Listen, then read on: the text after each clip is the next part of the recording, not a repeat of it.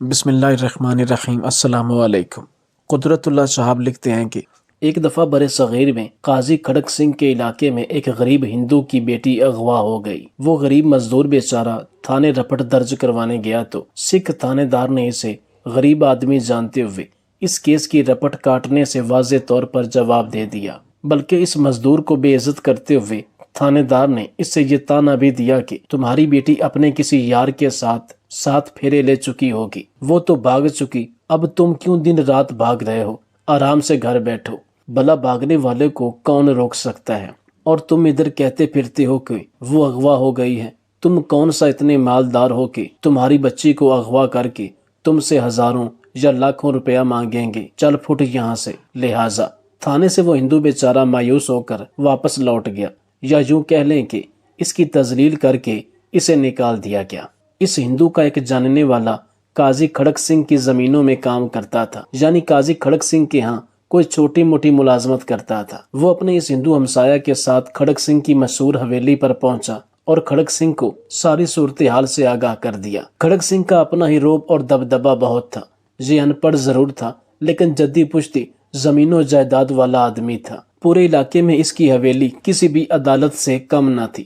ہر کوئی یہ جانتا تھا کہ کھڑک سنگھ ایماندار اور زبان کا نر آدمی ہے۔ یہ واقعہ اس وقت کا ہے کہ جب کھڑک سنگھ قاضی نہیں بنا تھا، بلکہ اپنے علاقے میں اپنی حویلی پر لوگوں کی پنچایتیں وغیرہ حل کرتا تھا، اور پورے علاقے میں جب کوئی بھی مسئلہ ہوتا، کوئی پرانی دشمنی، قتل و غارت، چوری چکاری، کوئی بھی واردات وغیرہ ہوتی تو کھڑک سنگھ کی حویلی پر لوگ جمع ہوتے اور کھڑک سنگھ حق سچ کا فیصلہ کرتے۔ قصہ مختصر یہ کہ اس ہندو کی روداد سن کر کھڑک سنگھ آگ بگولا ہو گیا۔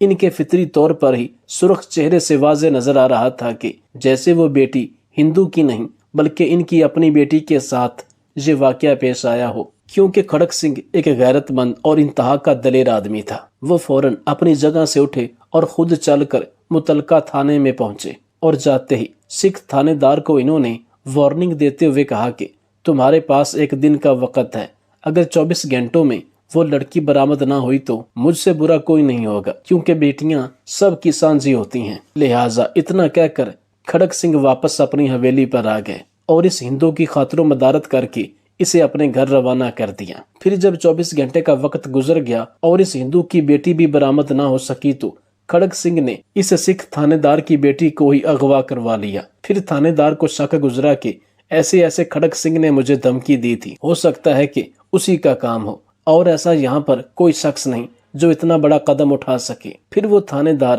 سادہ کپڑوں میں ملبوس ہو کر کھڑک سنگھ کی مشہور زمانہ حویلی کھڑک سنگھ پر پہنچا اور کھڑک سنگھ کی منت سماجت کرنے لگا کہ برائے مہربانی میری بیٹی ڈھونڈنے میں میری مدد کر دیں۔ تھانے دار نے اس لیے ایسا کہا کیونکہ وہ کھڑک سنگھ پر الزام تراشی کرتے ہوئے ان سے ڈر رہا تھا، اور یہ بات کھڑک سنگھ کو بھی معلوم تھی۔ پھر کھڑک سنگھ نے کہا کہ آپ کو چاہیے تھا کہ تم اپنے کسی بڑے افسر، کسی انگریز وائس رائے کے پاس جاتے، انگریز کمشنر کے پاس جاتے، یا اپنی سرکار کی عدالت میں جا کر مقدمہ لڑتے۔ ادھر کیا لینے آئے ہو؟ وہ تھانے دار انتہائی شرمندگی سے بولا کہ میں افسران کے پاس جا کر اپنی توہین نہیں کروانا چاہتا، وہ کہیں گے کہ آپ تھانے دار ہو کر اپنی ہی بیٹی کو نہیں ڈھونڈ سکے۔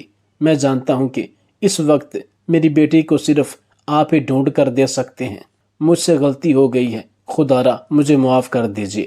حتیٰ کہ یہ تھانے دار گڑ گڑاتے ہوئے کھڑک سنگھ کے قدموں میں گر گیا۔ پھر کھڑک سنگھ نے اس تھانے دار کو مخاطب کرتے ہوئے کہا کہ تھانے دار، تیرے پاس اس لڑکی کو ڈھونڈنے کا 24 گھنٹے کا وقت تھا، وہ گزر چکا ہے، اور اب جب تک وہ لڑکی برآمد نہیں ہو جاتی تمہیں بھی تمہاری بیٹی نہیں ملے گی۔ پھر کیا تھا، کھڑک سنگھ کا یہ حربہ کام کر گیا، اور اس تھانے دار نے محض چند گھنٹوں کے قلیل وقت میں ہی اس لڑکی کو برآمد کر کے کھڑک سنگھ کے حوالے کر دیا، اور کھڑک سنگھ کے سامنے التجا کی کہ اب تو میری بیٹی مجھے مل جانی چاہیے۔ پھر کھڑک سنگھ نے کہا کہ تمہاری بیٹی بھی میری ہی بیٹی ہے، لیکن تم مجھے یہ بتاؤ کہ جن لوگوں نے اس لڑکی کو اغوا کیا تھا، آپ نے ان لوگوں کے بارے میں تو مجھے کچھ بتایا ہی نہیں۔ تو سکھ تھانے دار نے کہا کہ جناب، مجھے صرف یہ لڑکی ملی ہے، ان لوگوں کا مجھے کچھ نہیں معلوم۔ کھڑک سنگھ نے کہا کہ جو بھی ہو، آپ ان لوگوں کو ہر حال میں ڈھونڈ کر یہاں لاؤ۔ میں پرماتما کی قسم اٹھا کر کہتا ہوں کہ تمہاری بیٹی ایسے ہی ہے کہ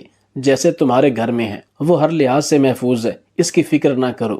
جیسے تمہیں اپنی بیٹی کی چنتا ہو رہی ہے، ایسے ہی اس ہندو کو اپنی بیٹی کی فکر ہو رہی ہے، اس بیچارے کو پتہ نہیں نیند آتی ہوگی یا نہیں، اس بیچارے کی بیوی اور دیگر بچے کچھ کھاتے پیتے ہوں گے یا نہیں، ان کے گھر میں تو صف ماتم بچھا ہوا ہے، سوگ ہی سوگ ہے، لہٰذا تم اس لڑکی کو اغوا کرنے والوں کو اس حویلی پر لاؤ۔ پھر یہ تھانے دار کھڑک سنگھ کے سامنے منت سماجت کرنے لگا کہ میری بیٹی کی ماں دیواروں میں ٹکریں مار رہی ہے، میں وعدہ کرتا ہوں کہ میں 24 گھنٹے میں ان ظالموں کو پکڑ کر آپ کی حویلی میں حاضر کر دوں گا۔ لیکن کھڑک سنگھ بغیر کچھ سنے اور جواب دیے وہاں سے اٹھ کر چلے گئے۔ کھڑک سنگھ ایک انتہائی دور اندیش اور ذہین و فطین آدمی تھے۔ ہر رنگ ڈھنگ کے آدمی کی پہچان کرنا ان کے لیے مشکل نہ تھی، کیونکہ ایک طویل عرصے سے یہ اپنی حویلی پر لوگوں کے مقدمات سنتے، پنچایتوں کو حل کرتے تھے۔ قصہ مختصر یہ کہ ان کا یہ حربہ کام کر گیا۔ اگلے دن 3 آدمی جن کو ہتھ کڑی لگی ہوئی تھی یہ تھانے دار انہیں کھڑک سنگھ کی حویلی پر لے آیا، لیکن ان تینوں کو دیکھ کر کھڑک سنگھ کو شک گزرا کہ کہیں یہ تھانے دار جلد بازی اور گھبراہٹ یا مکر میں کسی بے گناہ کو تو نہیں پکڑ کر لے آیا۔ اسی شبہ کی بنا پر پھر کھڑک سنگھ نے لڑکی کے ذریعے ان تینوں کی تصدیق کروائی کہ کیا یہ وہی 3 آدمی ہیں۔ پھر لڑکی نے ان تینوں کو دیکھتے ہی کہا کہ جی ہاں، یہی وہ ظالم ہیں جنہوں نے میری عزت کو پامال کیا۔ پھر کھڑک سنگھ نے پہلے تو ان تینوں کو سرے عام پتھر مروائے، پھر انہیں بدترین تشدد کر کے قتل کر دیا۔ پھر کھڑک سنگھ نے تھانے دار کو مخاطب کرتے ہوئے کہا کہ تم اب بے فکر ہو کر جاؤ، کیونکہ تمہاری بیٹی بھی بہت جلد تمہارے گھر پہنچنے والی ہے۔ لیکن یہ تھانے دار نہ مانا۔ پھر تقریباً اس بات کو 10 منٹ ہی گزرے ہوں گے کہ تھانے دار کو اطلاع دی گئی کہ آپ کی بیٹی گھر پہنچ گئی ہے۔ تھانے دار نے قاضی کھڑک سنگھ کا شکریہ ادا کیا اور وہاں سے چلا گیا۔ کھڑک سنگھ کہتے تھے کہ جب ریاستی عدالتیں انصاف مہیا نہ کر سکیں، جس ملک کے قانونی ادارے انصاف پر نہ چل سکیں اور ملک میں اشراف یا غریبوں کے حقوق انہیں دلوانے سے قاصر ہو جائیں، اور جب عدلیہ انصاف کرنے سے روگردانی کرنے لگے تو پھر مجبوراً لوگوں کو خود اپنی ہی عدالت بنا لینی چاہیے، جہاں بغیر کسی تفریق کے حق اور انصاف پر مبنی فیصلے ہو سکے، جس میں کسی کے ساتھ بھی ذرہ برابر زیادتی نہ ہو سکے۔ اور جب تک واحد گرو نے چاہا میری یہ حویلی ہر غریب امیر کو بغیر کسی تفریق کے انصاف فراہم کرنے میں اپنا کردار ادا کرتی رہے گی۔ اگر تاریخی طور پر کھڑک سنگھ کی زندگی کا مطالعہ کریں تو اس میں کوئی شک نہیں کہ یہ آدمی بغیر کسی لالچ اور منافع کے اپنی زندگی کا بہت سارا وقت لوگوں کی فلاح و بہبود میں خرچ کر چکا۔ کھڑک سنگھ کی حویلی کی سب سے خاص بات یہ تھی کہ چاہے وقت دن کا ہوتا یا رات کا، جب بھی کوئی بھی شخص، کوئی بھی سائل اس کی حویلی پر دستک دیتا، یہ اپنے سکون کی پرواہ کیے بغیر اس کی فریاد سنتا اور ہر ممکنہ طور پر حق سچ پر فیصلہ کرتا۔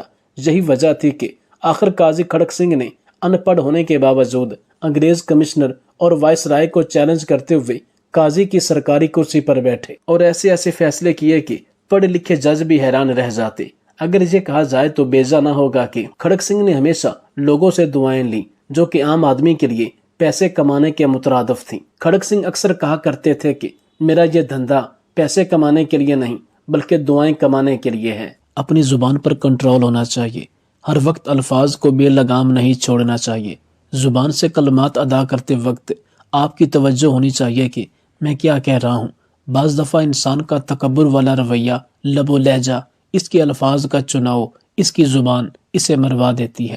اس کی زبان سے ادا کیے گئے الفاظ اسے کہیں کا نہیں چھوڑتے، اور بعض دفعہ انسان پر آزمائش ہوتی ہے یا جب انسان پر چنگے ماڑے دن آئے ہوئے ہوتے ہیں تو اس کے منہ سے غلط باتیں خود بخود نکل جاتی ہیں۔ کہتے ہیں اکاڑا کے نواحی قصبہ میں ایک کسائی جانور ذبح کرنے لگا تو اس کے ہاتھ سے جانور چھوٹ گیا۔ کسائی نے جو مضبوط لوہے کی سنگل زنجیر اس جانور کے پاؤں میں باندھی ہوئی تھی وہ اس کے ہاتھ سے چھوٹ گئی اور جانور بفر کر بھاگ گیا۔ خیر وہاں پر کھڑے چند لوگوں کی مدد سے جب جانور کو دوبارہ پکڑا اور اسے واپس لے کر آئے اور اسے لٹانے لگے تو اچانک دوبارہ پھر سے یہ جانور ان کے ہتھے سے اکھڑ کر بھاگ گیا۔ قریب ہی موجود ایک دکان پر 2 شخص بیٹھے ہوئے تھے۔ کسائی ان کے پاس گیا اور ان میں سے ایک شخص کو بلا کر لایا کہ جانور کو پکڑنے میں میری مدد کرو، کیونکہ وہ شخص جان میں کافی طاقتور پہلوان ٹائپ لگ رہا تھا۔ 3-4 پہلے والے نوجوان کھڑے تھے، ایک وہ نوجوان جسے کسائی اس کی دکان سے بلا کر لایا۔ ان سب نے بڑی تگ و دو کے بعد اس جانور کو دوبارہ پکڑا اور دوبارہ پھر اسے زمین پر لٹانے لگے تو ان کے پاس سے ایک بزرگ گزرا اور وہ کہنے لگا کہ جانور کو پانی پلاؤ تو کسائی غصے سے اس بزرگ کی طرف دیکھ کر بولا کہ میں اسے پانی نہیں روح افزا پلاتا ہوں، 2 منٹ ٹھہر جاؤ، ابھی اس کی گردن اتار دوں گا۔ تو اس بزرگ نے کسائی کی طرف منہ کر کے کہا کہ اگر تمہارے پاس اختیار ہے تو اختیاروں والا ایک اور بھی بیٹھا ہے، یہ ذہن میں رکھو کہ اس کے پاس سارے اختیار ہیں۔ تو اتنے میں کسائی بولا جاؤ بابا اپنا کام کرو اور ہمیں بھی اپنا کام کرنے دو۔ تو بزرگ بولا کہ بیٹا میں نے تو بس یہی کہا ہے کہ اس کو پانی پلا لو، یہ بھی اللہ کی مخلوق ہے، کہیں اگر اللہ کو غصہ آ گیا تو وہ بہت کچھ کر سکتا ہے۔ کسائی نے بزرگ کی بات کو اگنور کیا اور اس کی بات پر توجہ نہ دی اور قریب کھڑے لوگوں کو بلایا اور کہا کہ جانور کو باندھنے میں میری مدد کرو۔ 2-3 لوگ اور آ کر اس کی ٹانگوں کو باندھنے لگے کہ اتنے میں رسی ٹوٹ گئی اور جانور کی ٹانگ لگنے کی وجہ سے ایک آدمی گر گیا اور اس کا سر زمین پر پڑی اینٹ پر لگ گیا اور وہ آدمی موقع پر مر گیا۔ وہ آدمی کسائی تو نہیں تھا بلکہ یہ وہی نوجوان تھا جسے کسائی دکان سے بلا کر لایا تھا۔ جب اس نوجوان کے وارثوں کو پتہ چلا تو انہوں نے کسائی پر قتل کی FIR کٹوا دی۔ خیر اس طرح کسائی پر پرچہ ہو گیا اور اسے پولیس پکڑ کر لے گئی اور 3 مہینوں کے اندر اندر اسے سزائے موت ہو گئی۔ اور جب اس کی بیوی بچے اس سے پیشی پر ملنے گئے تو 20 دن کے بعد اسے سزائے موت ہونی تھی۔ جب اس کے بیوی بچے آخری بار اس سے ملنے آئے تو اس نے سوچا کہ میں نے اس دن اس بزرگ کی بات نہ مان کر بہت بڑا گناہ کیا ہے، میرا اس دن تکبر میں بولنا شاید اللہ کو پسند نہیں آیا، اور اس بزرگ سے میں نے جس لہجے میں بات کی تھی اس کی بھی دل آزاری ہوئی ہوگی، لگتا ہے مجھے اس کی بد دعا لگ گئی ہے۔ اور اپنے بیوی بچوں سے کہا کہ تم میرے پھٹے پر جا کے بیٹھ جاؤ، وہاں سے کبھی جمعرات یا کبھی بدھ کو ایک بزرگ گزرتا ہے۔ اس بزرگ نے مجھے سمجھایا تھا کہ بیٹا اختیار کسی اور کے پاس بھی ہے، صرف تمہارے پاس ہی نہیں، لیکن میں نے اس کی بات نہ مانی اور اپنی من مرضی کی۔ مجھے شک ہے کہ میں اس حالت میں اس بزرگ کی وجہ سے ہی ہوں، مجھے لگتا ہے کہ میں اس کا گنہگار ہوں، میں نے اس کی بات نہیں مانی اور آج میں جس حالت میں ہوں اسی کی وجہ سے ہوں، تم لوگ میری طرف سے اس سے معافی مانگنا۔ خیر بیوی روزانہ اپنے بچوں کو لے کر کسائی کے پھٹے پر بیٹھ جاتی۔ پھر ایک دن وہ بزرگ وہاں سے گزرا تو کسائی کے بیوی بچے اس بزرگ کے آگے ہاتھ جوڑ کر معافی مانگنے لگے۔ کسائی کی بیوی نے کہا کہ میرے شوہر سے غلطی ہوئی تو اسے معاف کر دیں، میرے چھوٹے چھوٹے بچے ہیں، اللہ کے بعد میرا شوہر ہی میرا واحد آسرا ہے۔ وہ عورت گڑ گڑا کر رونے لگی، اس عورت کے بچے بھی بلک بلک کر رو رہے تھے اور بزرگ سے کہنے لگے کہ کوئی بھی راستہ، کوئی بھی چارہ ہو تو میرے شوہر کو معاف کر دیں۔ کسائی کے بیوی اور بچے بری طرح رو رہے تھے تو بزرگ کو یہ دیکھ کر ان پر ترس آیا اور اس نے کسائی کی بیوی سے کہا کہ معافی مجھ سے نہیں بلکہ اللہ سے مانگو، میں نے کہا تھا کہ وہ بے زبان جانور ہے، اسے پانی پلا دو، کیونکہ مجھے لگ رہا تھا کہ اس جانور کو شدید پیاس لگی ہوئی ہے، کیونکہ 2 دفعہ جانور ان کے ہاتھ سے بھاگ کر دوڑ رہا تھا اور اس وقت اس جانور کا سانس پھولا ہوا محسوس ہو رہا تھا۔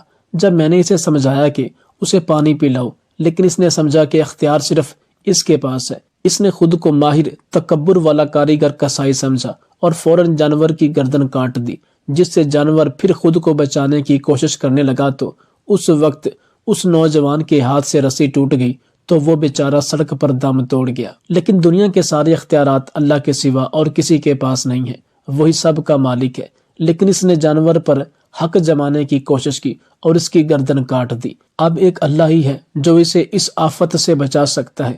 آپ لوگ بھی اللہ کے سامنے گڑ گڑا کر معافی مانگے اور میں بھی اللہ کو راضی کرنے کی کوشش کرتا ہوں، اگر اللہ مان گیا تو سب کچھ ٹھیک ہو جائے گا۔ بالکل ایسا ہی ہوا، انہوں نے بھی گھر جا کر اللہ کو راضی کرنے کی کوشش کی اور بزرگ نے بھی اس کے لیے دعائے خیر کی اور سبھی کی دعاؤں کے نتیجے میں اس کسائی کی سزائے موت ٹل گئی۔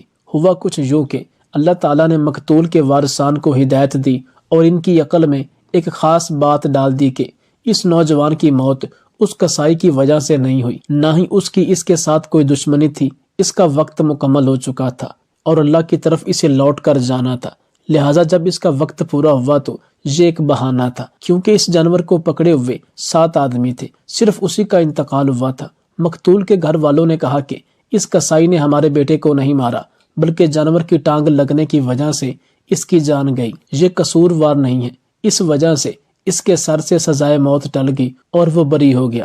ہمیں چاہیے کہ اختیار استعمال کرنے سے پہلے اور استعمال کرنے کے بعد بھی اللہ کی ذات سے ڈریں اور اپنی زبان سے ایسے الفاظ مت نکالیں جو اللہ کی ناراضگی کا سبب بنے۔